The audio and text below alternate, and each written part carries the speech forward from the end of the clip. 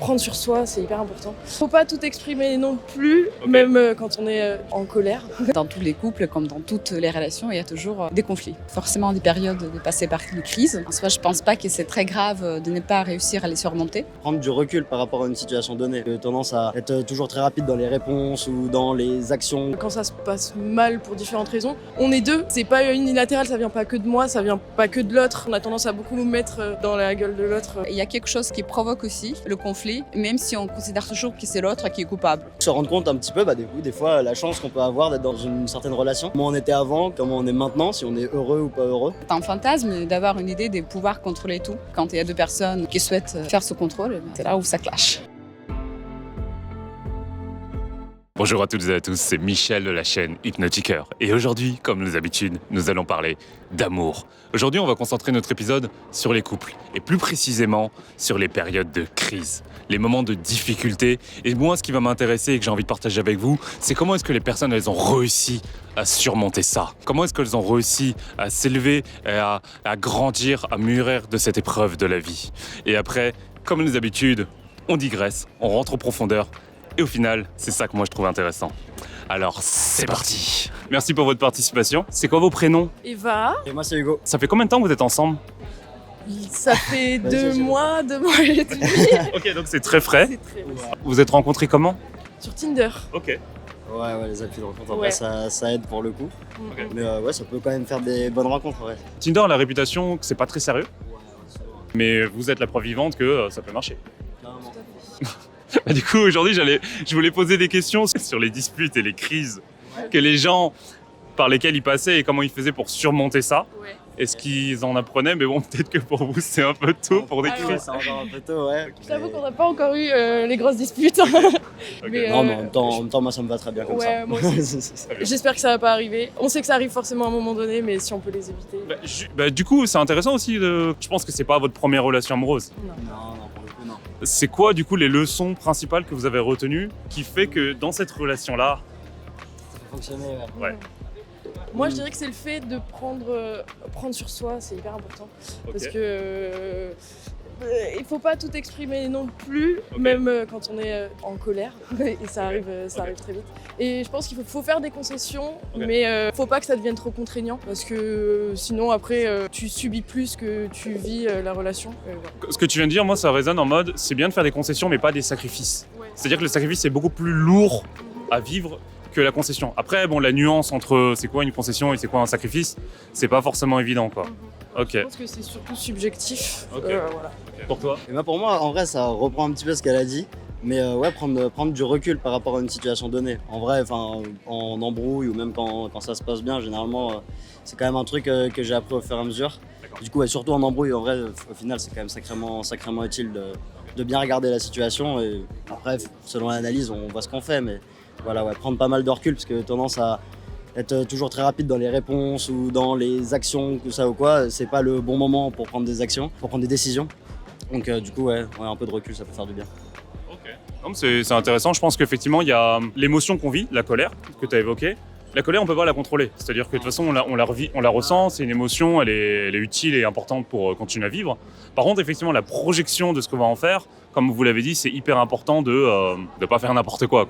Cloisonner un peu et de pas tout mettre directement à la tête de l'autre, quoi.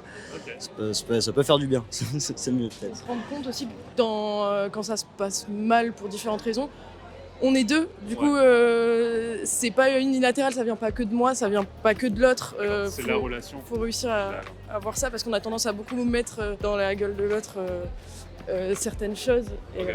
Après, t'as dit un truc toi tout à l'heure qui m'a fait un peu tilter quand même, c'est t'as dit qu'il faut prendre sur soi et en fait t'es quelqu'un qui prend beaucoup sur tout. Enfin. moi, ouais, je prends pas mal sur moi. Ok. Voilà. Est-ce que vous auriez un conseil à donner aux personnes de votre génération ou même les générations d'avant et les générations futures, hormis ce que vous venez de dire sur le fait de ne pas prendre sur soi, mais pour faire en sorte que ça se passe bien? Une question. Non, pour le coup, moi, c'est encore une fois prendre du recul. Et du coup, se rendre compte un petit peu, des fois, la chance qu'on peut avoir d'être dans une certaine relation. De se rendre compte de comment on était avant, comment on est maintenant, si on est heureux ou pas heureux. Pour moi, c'est vraiment ça un vrai conseil. Et puis, du coup, ça peut être dans le bien ou aussi dans le mal, quoi. Si on se sent pas bien, si c'est des pleurs ou c'est n'importe quoi, bon bah prendre un peu de recul pour savoir où est-ce qu'on en est, quoi. En vrai, c'est un peu ce truc-là. Ouais. J'ai une question un peu qui faisait pas vraiment partie du script initial, mais je vais vous la poser quand même. C'est quand on est célibataire, on fait des dates, on commence à faire des rencontres, tout ça. Comment on fait pour savoir que la personne qu'on a rencontrée, on a envie de s'investir avec elle? Et alors qu'il y en a d'autres, parfois on va faire des dates, on va se dire bon allez, peut-être une coucherie d'un soir ou je sais pas quoi, mais on pense qu'on s'investira pas dans la relation. C'est quoi Le critère qui fait que... Ouais. Moi, je dirais que c'est voir ce que la personne peut t'apporter dans une construction aussi personnelle. Ouais, c'est ça, l'apport qu'il peut avoir D'accord. et les changements que ça peut engendrer. Comment est-ce que toi tu vas grandir de ça, quoi? Ok. Moi, pour le coup, c'est le côté spontané qu'il peut y avoir. Alors du coup, là, c'est totalement l'inverse de ce que je viens de dire depuis avant, tu vois. Mais en vrai, si sans trop y réfléchir, ça se passe bien, tu passes un bon moment, sans faire attention à ce que tu dis ou quoi que ce soit, tu vois, juste en étant naturel. Si t'arrives à... Enfin, en tout cas, si j'arrive à déceler ça un petit peu, tu vois, tout ça, là, pour le coup, ouais, après, je sais, bah, pourquoi pas se revoir. Si je l'ai pas, bon, bah après, bon, ce sera autre chose, quoi. Comment tu le sens, toi, à l'intérieur? Que justement là c'est spontané, que ça se passe naturellement, tu te sens bien, c'est une petite voix dans ta tête, comment ça se fait? Tu commences à un peu trop sourire. Généralement, pour moi, c'est un peu ça, tu vois. Super stylé. Merci à tous les deux pour votre témoignage. Merci. Merci à toi. Merci à vous. C'est quoi votre prénom? Julia, Eh bien, enchanté, moi c'est Michel. enchantée Michel. Première question, est-ce que vous êtes en couple ou vous êtes célibataire aujourd'hui? Je suis en couple. Ok. Ça fait combien de temps? Ça fait un petit moment déjà. Aujourd'hui, je voulais concentrer mon épisode sur les crises, les conflits que parfois les couples peuvent avoir. Comment est-ce qu'ils ont réussi à surmonter ça? Est-ce que votre couple est passé par des phases de crise? Oui, non. Alors je pense que déjà, c'est pas la première fois que je suis en couple. D'accord. Donc dans chaque couple, il y avait forcément des périodes de passer par des crises.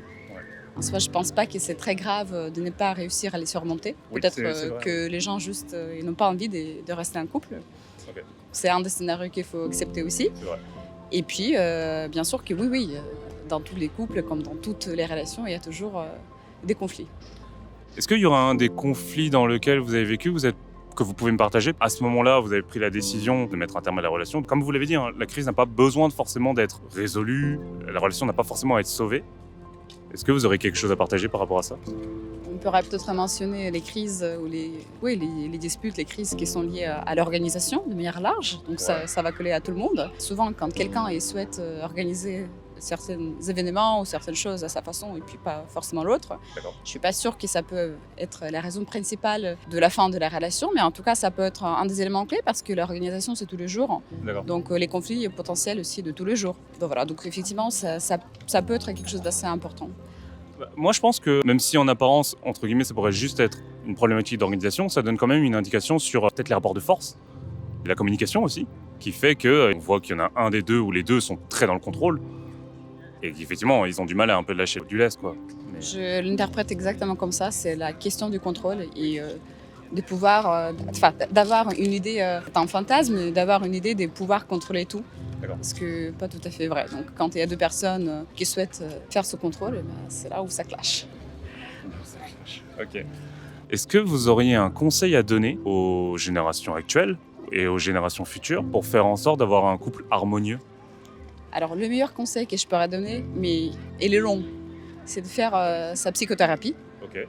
Donc 5 ans, et globalement 5 ans, c'est déjà très très bien pour se transformer. D'accord. Et pour essayer de comprendre comment on fonctionne. C'est pas forcément quelque chose qui améliore peut-être à la vie, mais c'est quelque chose qui fait comprendre ce qu'on fait. D'accord. Si on a besoin des conseils immédiats, je pense pas que ça fonctionne. Mais à minima, commencer à se poser la question sur soi.